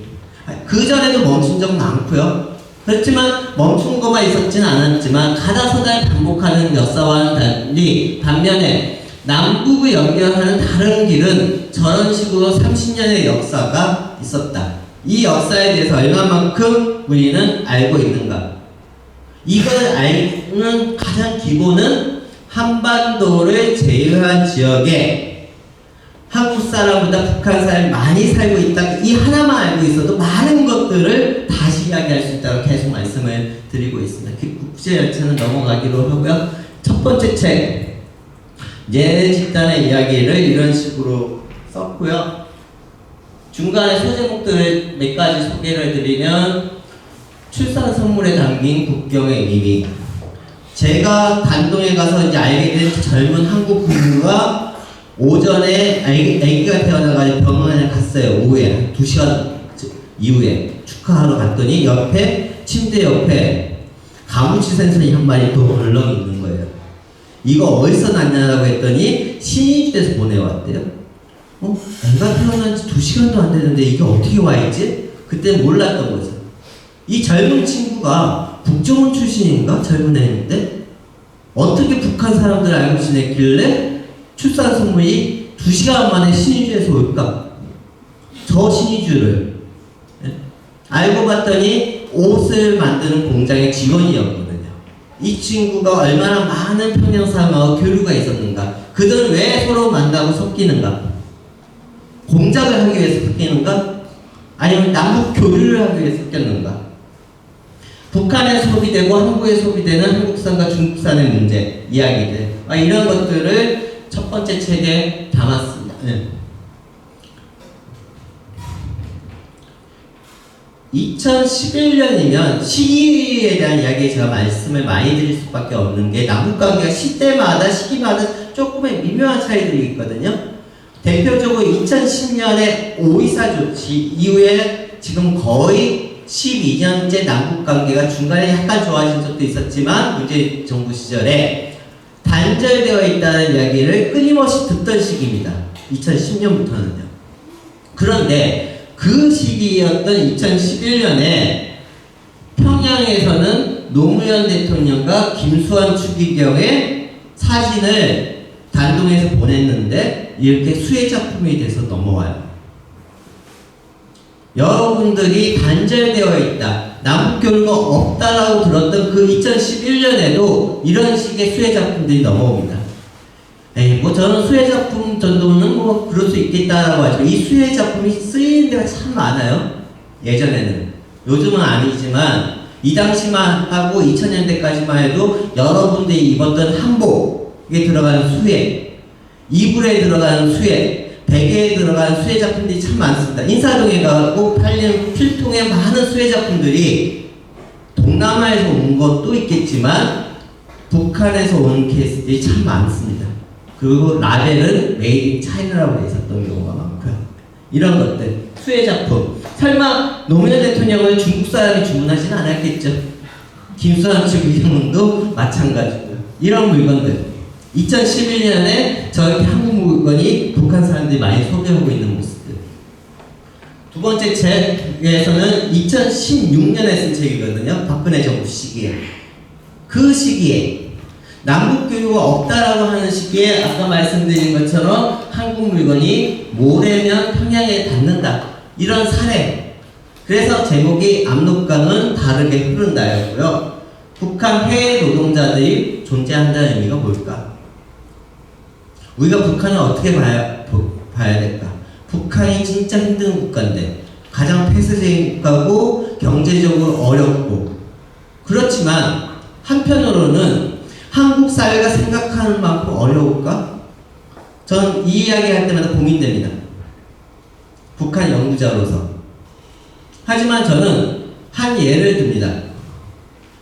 파독 간부와 간호사를 통해서 한국 사회는 국제시장이라는 영화가 만들어졌고 국제시장의 영화를 통해서만 보더라도 그분들이 계셨기 때문에 한국 경제에 이바지한 부분이 상당히 있다라고 배워왔습니다. 그런데 안에 들여다보면 파독 간부와 간호사는 60년대, 70년대 한 10년 동안 독일에 가셨거든요. 그분들의 총 인원이 2만 명 정도예요. 2만 명. 연인원이 아니고요. 그분들이 있었기 때문에 국제시장이나 영화 한 편, 다른 드라마도 있고 영화도 있지만 대표적으로 국제시장이나 대표적인 영화 한 편이 만들어졌잖아요. 한국 사회는. 그런데 그렇게 본다라고 하면 문화상대주의 시각으로 인력을 하는 입장에서는 그러면 단동의 북한 노동자들은 뭘까? 단동에 2010년부터 북한 노동자들이 좀 대규모 등장을 하기 시작을 하거든요. 그래서 10,000명, 20,000명 하다가 지금은 50,000명 플러스 주재원들이 있습니다. 지난 10년의 연평균으로 따지면 30,000명입니다. 총 인원이 아니고요. 연인원 30,000명이 10년 넘게 단동에 있습니다. 우리의 파독 간부와 간호사와 같은 존재. 근데 그런 존재가 단동에만 있느냐? 아니죠. 아시다시피 러시아에도 있죠. 중동에도 있었고요. 유럽에도 있었고요. 아프리카에도 있었고요. 곳곳에 있었습니다. 그 역사는 최소 30년의 역사를 가지고 있는 걸로 알고 있습니다. 북한의 해외 노동자의 규모. 그럼 다른 지역은 다 빼더라도 단동에 있는 북한 해외 노동자만 따지더라도 지금 현재 북한에는 국제시장이라는 영화를 몇 편 정도 만들 수 있는 스토리를 가지고 있는 분들이 살까요? 몇 편 정도를 만들 수 있을까요? 최소 100편 정도는 만들 것 같습니다. 국제시장의 파독 간부와 간호사를 아주 단순하게 산수적으로 계산을 하면 국제시장이라는 영화가 한 편이 있는 한국 사회와 국제시장이라는 영화와 같은 스토리를 가지고 있는 분들이 100배는 더 된다. 북한에. 그러면 그분들이 미친 북한의 경제 상황을 생각을 하면 내가 알고 있는 한국 사회에 알려진 북한의 경제 사정은 과연 통계치로만 설명을 할까? 코로나가 있는지 없는지도 모르는 한국 사회인데 북한에 대해서 그것보다는 오히려 이것이 더 북한 경제를 바라보는 남북교류를 바라보는 가장 중요한 근거가 될 수 있지 않을까 그런 생각을 저 혼자 하고 있습니다. 뭐 등등 압록강 철조망은 탈북자 방지용이 아니다 뭐 등등 북한 사람이 많다. 사진 몇 장을 보여드리는 것으로 하겠습니다. 16년에 찍은 사진입니다. 식사를 하고 북한 사람들은 촬영하지 않았다. 하지만 그들이 떠난 자리와 한국 소주 빈병은 사진으로 남기고 싶었다. 단동의 북한 사람들이 참이슬을 먹고 지내는 모습. 시기적으로는 2016년 박근혜 정부 시절에 한국 사람들은 어떤 생각을 하면서 남북교류를 생각하고 있는 그 시기에 단동 이런 모습들입니다. 2016년 아동단체 이제 청소년들하고 단동을 같이 갔던 적이 있거든요. 그때 애들하고 같이 저 호텔에서 어떤 호텔에 들어갔는데 아침에 엘리베이터에 탔는데 한국 아이 3명하고요.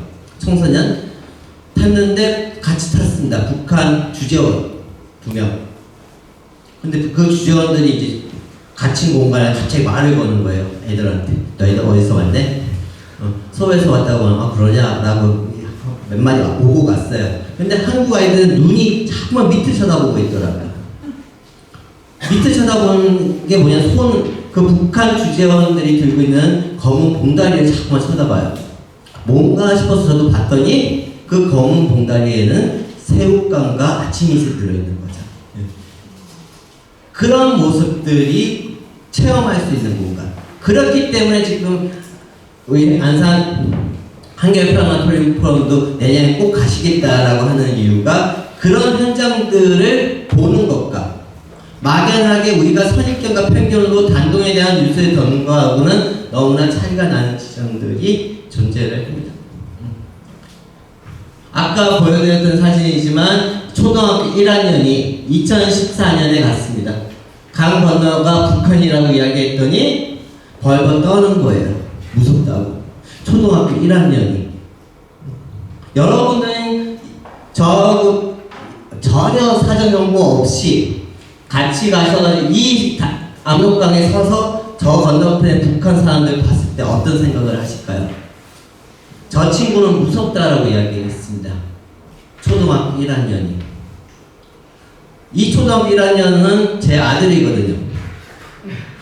그래서 아빠가 이쪽 연구를 하는데 얘가 왜 북한을 무서워하지? 그날 밤에 호텔에 가서 곰곰이 생각을 해봤어요. 인류학자는 쓸데없는 생각을 많이 하는데 여러 가지 이유가 있겠지만 이 친구가 유치원 때까지 할아버지 할머니 밑에 컸거든요. 할아버지가 하루 종일 종편을 틀어놓고 계시는 분이셨어요. 그렇다라고 하면 이 친구가 바라본 것은 있는 그대로 북한을 받는가, 아니면 배운 대로 받는가, 아니면 이 초등학교 1학년이 북한을 바라보는 시각은 한국 사회의 10대와 20대와 30대와 40대와 같은가 다른가? 저는 별반 차이가 나지 않을 것 같습니다. 우리가 살아온 길, 한국 사회가 걸어온 길을 보면 같을까 다를까에 대한 고민을 하게 되고요.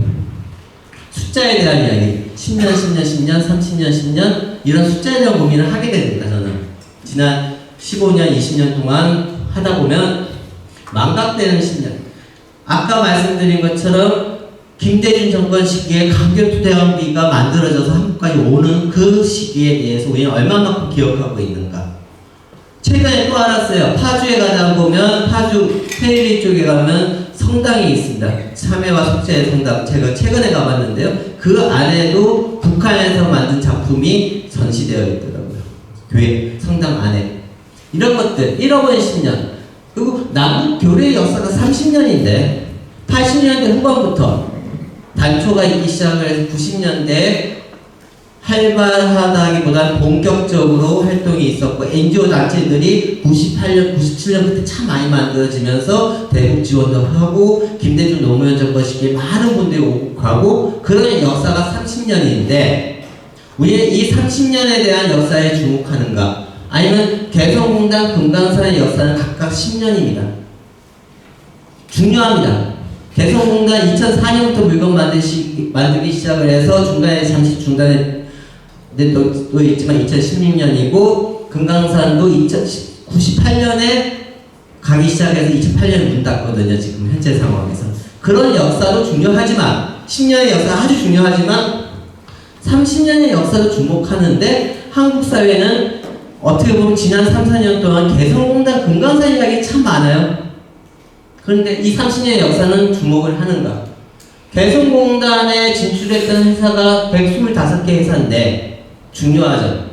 저도 중요하고 의미가 있고 저도 여기에 활동을 하고 있습니다. 개성공단이 다시 열리도록 하는데 연구자로서 참여를 하고 있는데 아까 그 보여드렸던 지도를 통해서는 남북으로 교류를 했던 회사 아동 한복부터 시작해서 수많은 옷들, 신발, 들깨, 고사리 등등 수많은 제가 셀 수 없는 수많은 언급되는 내용들을 남북 교류를 했던 회사가 1000개가 넘어요. 한국 사회는 이 1000개의 회사에 대해서 주목하느냐 125개 회사만 주목하는 사회입니다. 그리고 저는 한 20년 전부터 이쪽 연구를 하면서 늘 학술대회에 가면 동서독 통일을 비교하는 논문들이라든가 발표를 많이 들었습니다.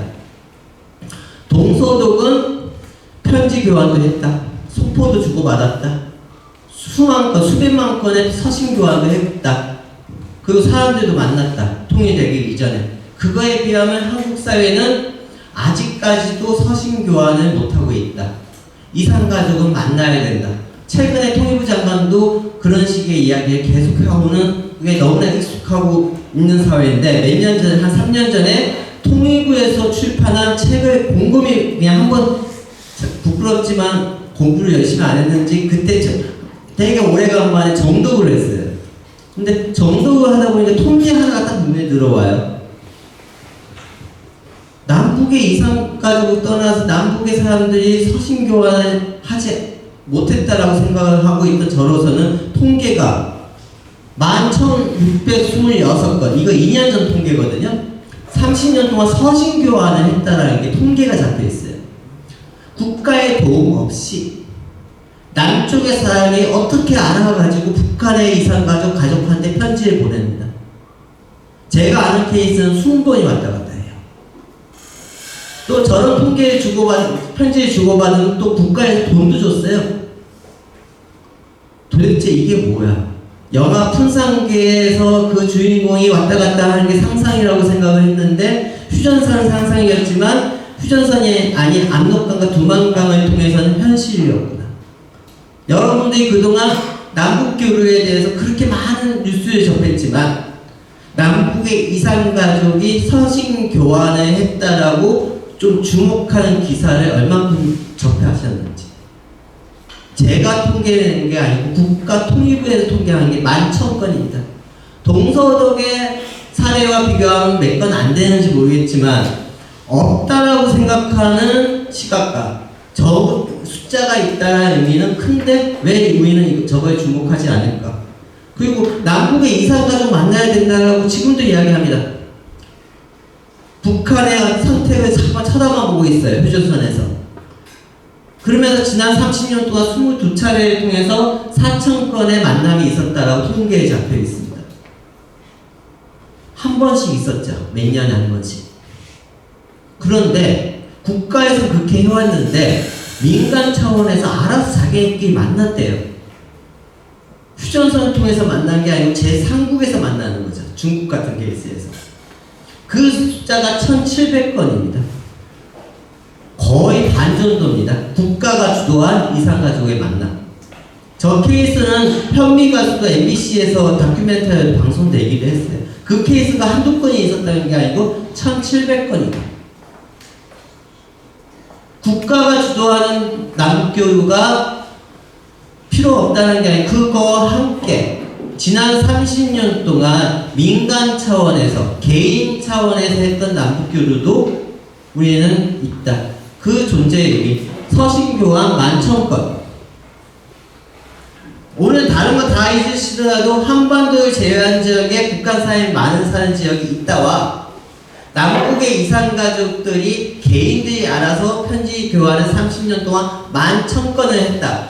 이 두 가지 팩트만 가지고 있어도요, 팩트 체크가 가능합니다. 앞으로 여러분들이 남북교류와 관련된 기사를 접하신다든가 경제 상황을 접하신다든가 그럴 때 본인이 기자가 설명하는 내용과 다르게 본인이 해석할 수 있는 창과 틀이 만들어진다 라고 저는 생각을 하고요. 세 번째 책은 뭐 이런저런 이야기 많이 썼는데 2010년 박근혜 정부 시절에 단동에는 길거리에 북한 사람과 조선족과 학교가 장기를 두고 있고요. 저도 장기를 저 사진을 찍고 나서 옆에 가서 홈수를 뒀고요. 여러분 평양에서 남북의 사람들이 길거리에서 장기를 두는 장면은 언제쯤 가능할까요? 내년쯤 가능할까요? 어느 날 갑자기 통일이 온다라고 하시는 분들도 계시지만 그거와는 다르게 단동에서는 30년 전부터 이게 가능한 구조가 있었다. 이걸 편법이다 불법이다라고 이야기하시는 분들도 잘못 이해하시는 분들도 계시지만 다시 말씀드리면 1980년대 후반에 국가법에 의해서 만들어졌고요. 신고나 등등을 해야 되는 몇 가지 절차가 있지만 합법적으로 가능했던 게 2010년 이전입니다. 2010년 이후에도 5.24 조치라는 또 다른 이상한 법들이 만들어지면서 문제가 생겼지만 문제가 생긴 여러 가지 이유가 있지만 이게 가능하다. 그러면 우리는 휴전선을 통한 남북교류를 하기 위해서는 이것도 주목을 하면 더 빨라지지 않을까. 저는 이분법적인 이야기를 하는 게 아니고 우리가 휴전선을 통한 남북교류를 추진하면서 어떤 교류도 주목을 하게 되면 더 빨리 온다. 김대중 대통령께서 말씀하셨거든요. 이제 대통령 시기에 힘들면 돌아가라. 휴전선으로 오고 가는 게 막혀 있는 상황이면 미국과의 상황과 등등 여러 가지가 복잡하다라고 하면 돌아가라는 이야기를 남겼다라고 어떤 통일부 장관이 글에다 쓰셨습니다. 이런 사진들 제가 오늘 쓸데없는 이야기들을 많이 해가지고 위화도가 있고요. 전화기가 있고 아까 말씀드렸던 SK 아파트 한국의 대기업이 지은 아파트 10년 전에 지은 아파트거든요. 지금 기준으로 따져도 저 아파트에는 한국 사람과 북한 사람이 이웃 사촌을 지내고 있다. 그게 가능한 구조다. 그 구조가 20년 전, 30년 전부터 가능했다. 한반도를 제외한 지역에. 그러면 손혜진과 현빈의 만남이 상상만은 아니고 가능하구나. 그런 만남이 한두 케이스가 아니겠구나. 그러면 우리는 그걸 통해서 무엇을 배울 수 있고 그것이 우리한테 미친 영향은 뭐가 있을까? 김치 이야기는 드리고 싶은데 시간상 넘어가도록 하겠습니다. 2004년에 하고 선양, 아까 보셨던 선양공항에 아마 여러분들이 내년에 안산 한겨레평화토일 프로그램과 같이 이쪽 지역을 가시게 되면 거의 강압적으로 가셔야 된다고 제가 하는 것 같지만 선양을 들어갈 케이스가 높으실 겁니다. 그러면 운이 좋다기보다는 거의 마주치실 겁니다. 비행기에서 내리면 짐을 찾죠. 짐을 찾는 순간 옆에 북한 사람들이 있습니다. 왜냐?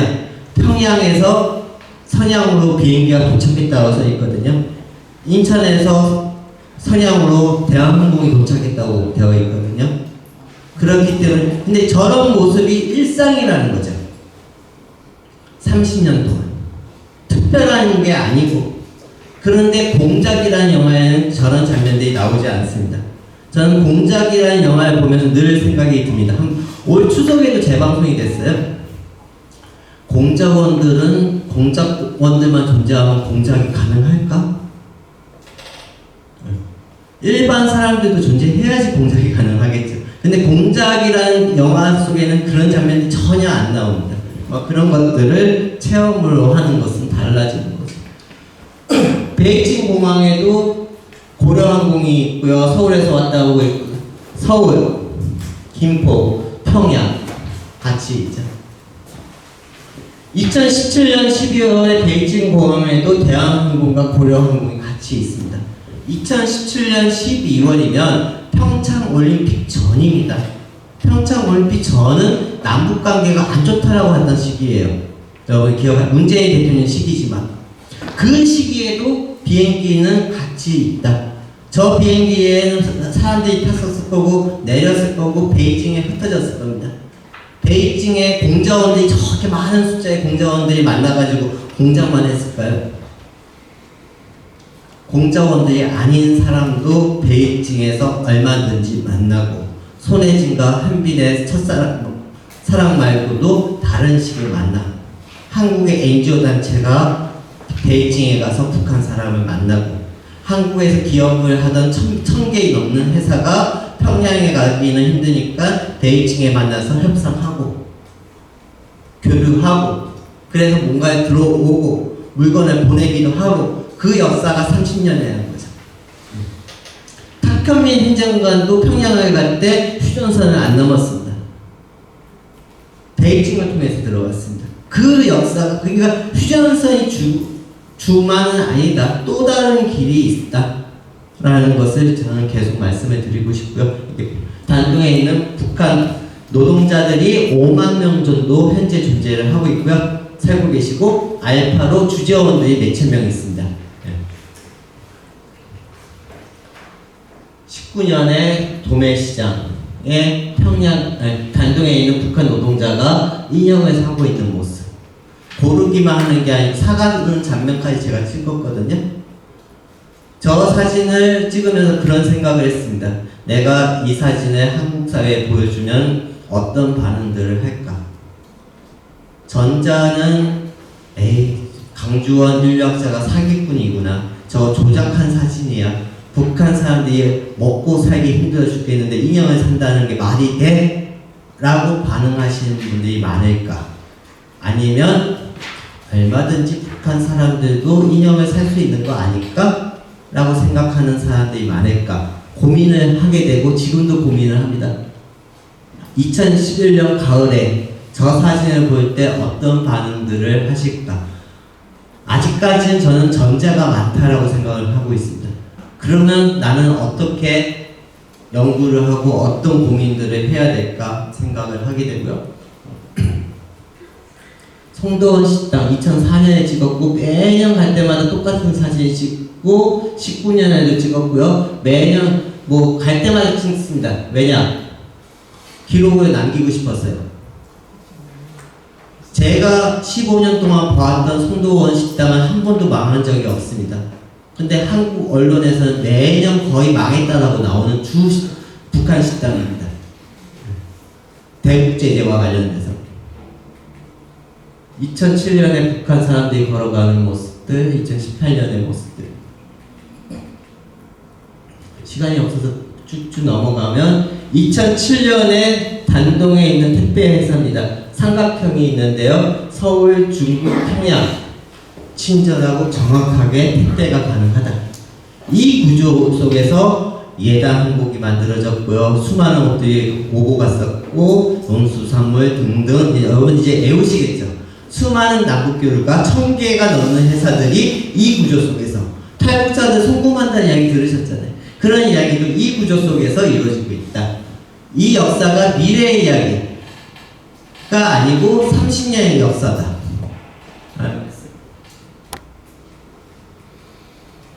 이 백두산과 관련돼서도 잘못된 정보들이 한국에 있는데 넘어가도록 하겠습니다. 저 빨래줄 국경선입니다. 북중관계. 철조망이 아니고요. 네.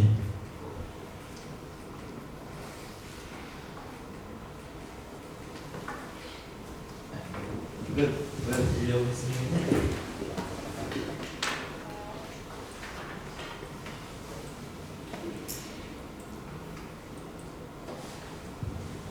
2004년에 신의주 거의 나무숲에 저 신의주 전경이 잘 안 보이죠.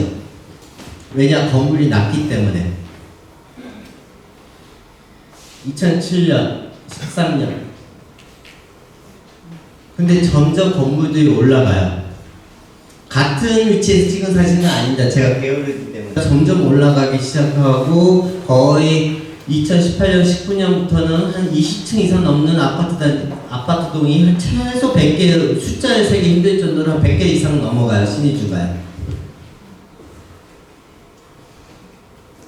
세월의 흐름 속에서 2004년. 제가 이거를 보여드리는 것은 신의주가 이만큼 변했습니다라는 모습을 보여드리는 거, 아니면 저는 15년 동안 이렇게 꾸준히 단동을 가면서 열심히 기록을 남겼습니다라고 자랑하는 게 아니고요. 신의주가 이런 식으로 변해가는 동안 한국 사회에 살고 있는 우리들은 어떤 삶 속에서 살았을까? 여러분들 2006년부터 대북 제재와 유엔 제재 이야기를 본격적으로 듣기 시작을 합니다. 북한의 시험 1차 핵시험이 그때거든요. 그때부터 대북 제재 이야기가 언론에 나오고 북한의 대북 제재를 합니다. 북한이 어려워집니다. 북한은 조만간 붕괴할 겁니다. 한 2년 지나면 더 강화된 대북 제재가 발효됐습니다. 한 1년 지나니까 더 강화된 대북 제재가 발효됐습니다. 계속 듣고 살았습니다. 그 시기가 벌써 15년째 그 이야기 듣고 있습니다. 한국 사회는. 그 기준 속에서 북한을 바라보는 시각이 점점 만들어져 왔고, 그 시각 속에서 우리는 북한을 보고자 하는 분들이 본인의 의도와는 상관없이 한국 사회에는 지난 15년 동안 그 이야기를 주로 듣고 살아왔다. 그러는 동안 여러분들이 15년 동안 대북 제재 한 번도 약화됐다는 이야기 거의 들어보지 못하셨을 겁니다. 계속 제재 강화됐다, 북한은 힘들어질 것이다, 북한은 망할 것이다 라고 한국 사회가 그렇게 15년 동안 듣고 있는 동안 신의주는 이렇게 변했다. 그것이 가지고 있는 의미는 뭘까? 에 대한 고민을 여러분한테 화두로 던져드리면서요, 많은 이야기를 많이 못 제가 시간 분배를 못해가지고 여기 준비한 사진 하나하나에 대한 스토리텔링을 말씀드리지 못해서 죄송한데요, 2가지 정도 만이라도 한반도를 제외한 지역에 한국 사람보다 북한 사람이 많이 산다를 한 사람이라도 더 알려주셨으면, 그리고 서신교환도 11,000건 했대. 개인들이 알아서, 그게 법에 안 걸렸대. 국가의 돈도 받았습니다. 80만원씩 지원도 받았습니다. 그렇다면 국가와 함께 개인도 뭘 할 수 있는 게 있다. 남북교회. 그 출발점은 안산 한국통일포럼과 함께 고민을 해주셨으면 제가 약간의 보람이 있겠습니다. 여기서 마치겠습니다.